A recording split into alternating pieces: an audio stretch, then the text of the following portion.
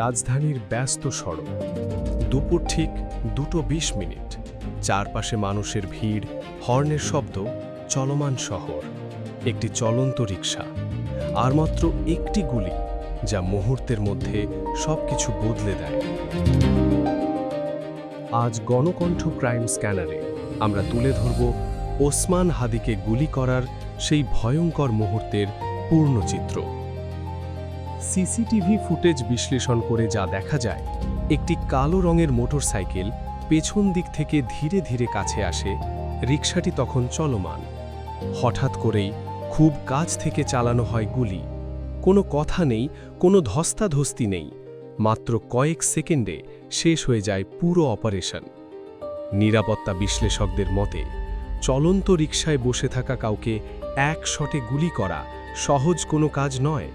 এর জন্য দরকার আগাম রেকি, নির্ভুল টাইমিং এবং ঠান্ডা মাথার সিদ্ধান্ত।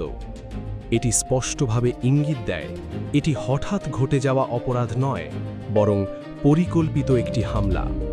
ঘটনাস্থলে তখন একাধিক মানুষ উপস্থিত ছিল। সামনের রিকশার যাত্রী, পেছনে থাকা সিএনজি আর পাশে পার্ক করা গাড়ির ভেতরের লোকজন, সবাই কিছু না কিছু দেখেছেন। এই প্রত্যক্ষদর্শীদের বয়ান এই মামলার গতিপথ বদলে দিতে পারে। একটি গুলি, অসংখ্য প্রশ্ন। কে ছিল সেই শুটার?